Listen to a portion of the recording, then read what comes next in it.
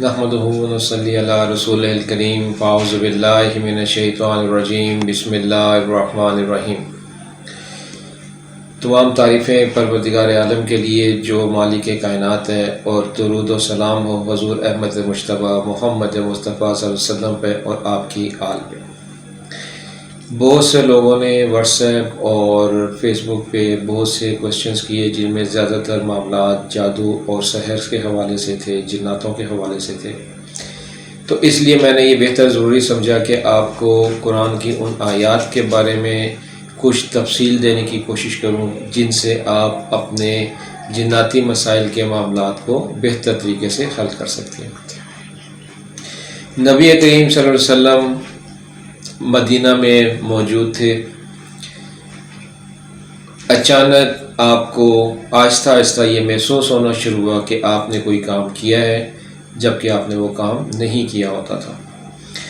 کچھ عرصہ گزرنے کے بعد جب آپ کو یہ احساس ہوا کہ یہ بیماری بڑھ رہی ہے، تو آپ نے اللہ تعالیٰ کے حضور دعا فرمائی۔ اس بارے میں ایک حدیث حضرت عائشہ صدیقہ رضی اللہ تعالیٰ عنہا سے مروی ہے کہ اللہ کے رسول نبی کریم صلی اللہ علیہ وسلم نے ایک رات اللہ تعالیٰ سے اپنی اس بیماری سے نجات کے لیے دعا فرمائی، اور 3 مرتبہ یہ دعا فرمائی۔ اس کے بعد آپ آرام کے لیے لیٹ گئے۔ خواب میں آپ نے 2 اشخاص کو دیکھا جو آپ کے سرہانے اور آپ کے پاؤں مبارک کی طرف کھڑے تھے۔ اب ان دونوں شخص نے آپ سے بات نہیں کی، بلکہ آپس میں بات کرتے ہوئے پوچھا کہ یہ شخص جو سو رہا ہے، اس کو کیا بیماری ہے؟ دوسرے نے کہا کہ اس پہ جادو کیا گیا ہے۔ پہلے نے سوال کیا کہ جادو کس نے کیا ہے، تو ایک یہودی لبید بن عاصم کا نام لیا گیا۔ پھر پوچھا گیا کہ جو جادو کیا گیا ہے وہ کن اشیاء پہ کیا گیا ہے، تو اس کے جواب میں بتایا گیا کہ آپ کی کنگھی اور آپ کے کچھ کنگھی کے اندر جو بال ٹوٹے تھے، ان کو حاصل کر کے اس کے اوپر جادو کیا گیا۔ تیسرا سوال یہ تھا کہ جادو کہاں پر ہے، تو مدینہ کے مذاق میں ایک کنویں کا نام لیا گیا۔ نبی کریم صلی اللہ علیہ وسلم خواب سے بیدار ہوئے، اور آپ نے عائشہ صدیقہ رضی اللہ عنہ کو اپنا یہ تمام ماجرا سنایا کہ اللہ تعالیٰ نے اپنے فضل سے مجھے خبر دی ہے کہ میرے پہ یہ جو معاملات ہیں یہ جادو کی وجہ سے ہیں، اور جادو کہاں پر موجود ہے۔ اب یہاں پہ اس پورے واقعے کے اندر، یہاں تک کے واقعے کے اندر ہمیں 2 چیزیں سمجھ آتی ہیں۔ پہلی چیز یہ کہ اللہ تعالیٰ کی طرف سے ایسی مخلوق موجود ہے جس کا کام کسی معاملے میں خبر دینا ہے، اور یہاں پہ یاد رکھیں کہ ان لوگوں نے علاج کے بارے میں کچھ نہیں بتایا، صرف آپ کو اپنے معاملے کے بارے میں آگاہی دی۔ اور اس کے بعد نبی کریم صلی اللہ علیہ وسلم صبح صحابہ کرام کی ایک جماعت کے ساتھ اس جگہ پر پہنچے جس کی نشاندہی کی گئی تھی، اور یہ روایت تمام صحیح احادیث کی بک میں موجود ہے۔ اب یہاں تک نہ تو کوئی قرآن کی ایک آیت اس حوالے سے اتری، اور نہ ہی کسی حوالے سے آپ کو رہنمائی دی گئی۔ جب جادو کی اشیاء نکالی گئیں تو ان کے اندر گریں موجود تھیں۔ اب جب گروں کھولنے کا معاملہ آیا تو اللہ تعالیٰ کے حکم سے حضرت جبرائیل علیہ السلام معوذتین یعنی سورہ فلق اور سورہ ناس لے کر نازل ہوئے۔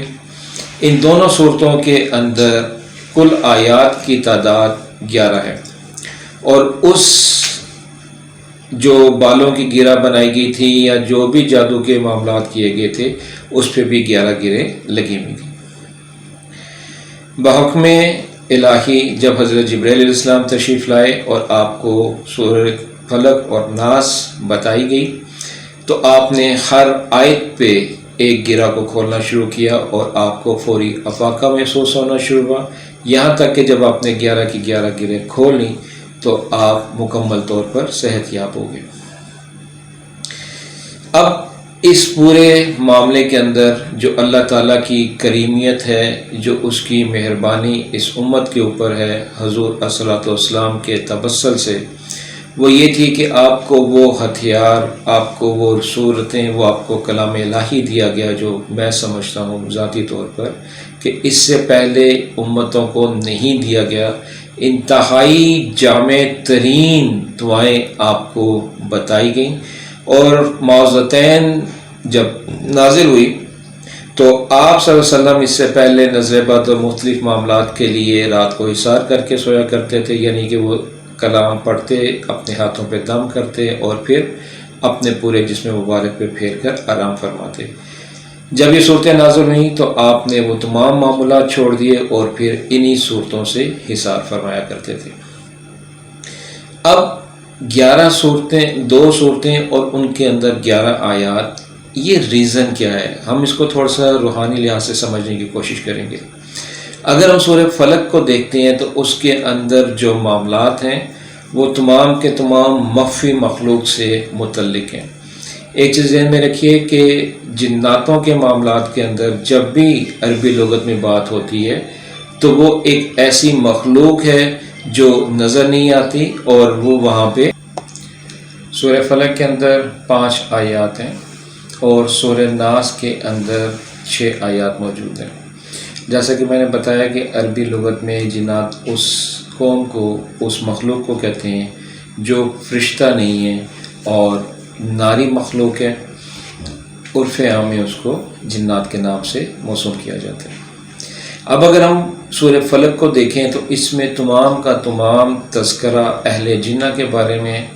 یہاں پہ ہمیں ایک اور چیز بھی پتہ چلتی ہے کہ جب ہم اس سورہ فلق کو پڑھتے ہیں اور اس میں وَالنَّفَّثَاتِ فِي الْعُقَدِ کی بات آتی ہے تو اس کا مطلب ہے کہ اہل جنہ کی مدد سے یہودی جادوگر نے آپ کے اوپر جو جادو کیا تھا اس کی جو قسم تھی وہ ایک بندش کے معاملات تھے کہ آپ اپنی نبوت کے معاملات کو سر انجام نہ دے سکیں۔ یہ اتنی جامع دعا ہے کہ قُلْ أَعُوذُ بِرَبِّ الْفَلَقِ مِنْ شَرِّ مَا خَلَقَ، من شر ما خلق کے اندر ہر وہ مخلوق آتی ہے جو آپ کو نظر آتی ہے، جو آپ کو نظر نہیں آتی۔ اور اینڈ پہ اس صورت کے اندر جب خسد کی بات ہوتی ہے تو یہ بھی ہمیں یہ چیز کلیئر کرتی ہے کہ یہ جو جادو کیا گیا تھا، یہ جو جادو کے معاملات ہوئے تھے، ان کی وجہ صرف اور صرف حسد تھی۔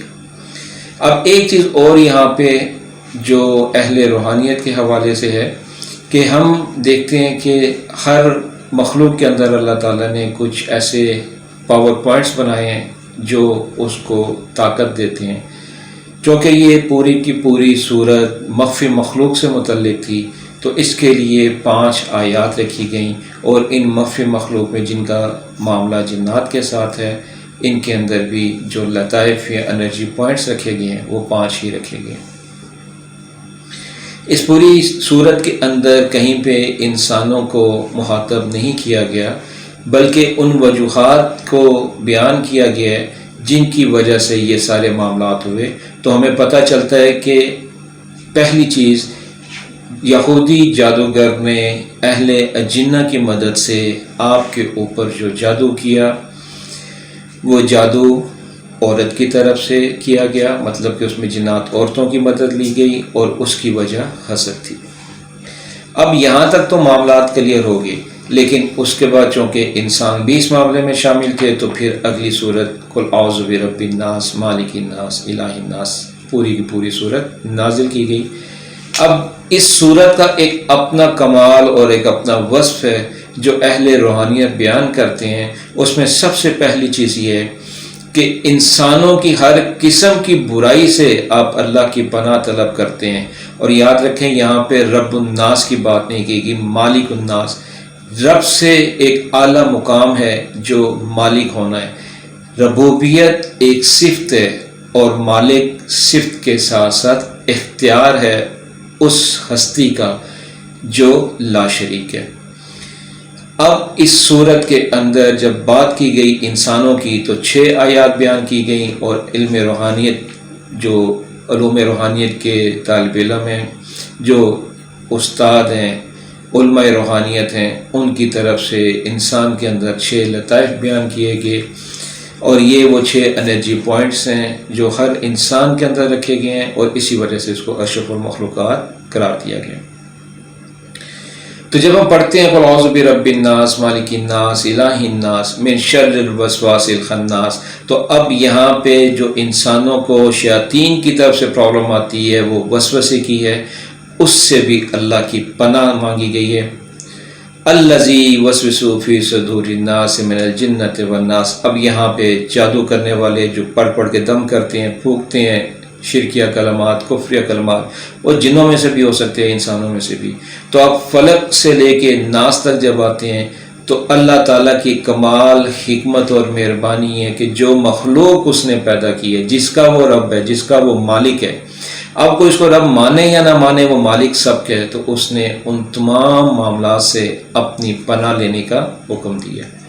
یہی صورتیں آپ کی ڈپریشن کا بہترین علاج ہیں، جادو جنات کے معاملات ان سے نجات کے لیے بہترین ہتھیار ہیں، ان سے لڑنے کے لیے بہترین ہتھیار ہیں۔ اس کے علاوہ جس شخص کو وسوسات کی پرابلم آ جاتی ہے، مسئلہ آ جاتا ہے، ذہنی طور پہ کوئی بیماری ایسی لاحق ہو جاتی ہے، اس کا بہترین علاج ہے، جادو جنات سے حفاظت کا بہترین علاج ہے۔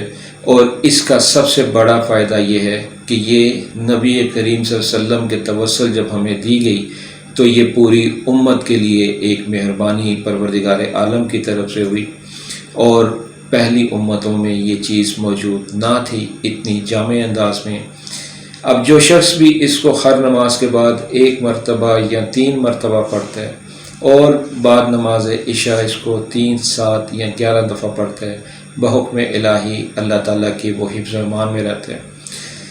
اس کے پاس سے 2 چیزیں، ایک ہوتی ہے منحوست، نحوست جسے ہم کہتے ہیں، وہ دور ہوتی ہے، اس کی حفاظت کا بندوبست پروردگار عالم کی طرف سے کیا جاتا ہے کہ وہ ان کی پناہ میں جاتا ہے۔ پھر ہر قسم کے شرکیہ کفریہ معاملات کلمات، ان سے وہ نجات حاصل کرتا ہے اور اللہ پہ اس کا ایمان بڑھتا ہے۔ تو جو شخص چاہتا ہے کہ وہ جادو جنات سے اور آج کے دور کے معاملات سے اللہ کی پناہ میں رہے، وہ ان 2 صورتوں کو لازمی پڑھا کرے۔ امید ہے کہ اللہ کے فضل و کرم سے وہ ان تمام معاملات میں خود کفیل ہوگا کہ نہ جادو جنات اس پہ اثر کریں گے۔ اگر اثر ہوتا ہے کسی وجہ سے اس کے اوپر پہلے سے، تو وہ اثر ختم ہو جائے گا۔ اور مزے کی چیز یہ ہے کہ یہی آیات جو جادو جنات کے معاملات کو ختم کرنے کے لیے ہیں، یہی آیات ان جادوگروں کو نقصان پہنچانے کے لیے، جادو کیا گیا واپس پلٹانے کے لیے بھی یہی استعمال کی جاتی ہیں۔ امید ہے کہ آپ ان آیات کو اپنی زندگی کا ایک حصہ بنائیں گے اور اللہ تعالیٰ کی رحمت، اس کے کرم سے وافر حصہ پائیں گے۔ وآخر دعوانا ان الحمد للہ رب العالمین۔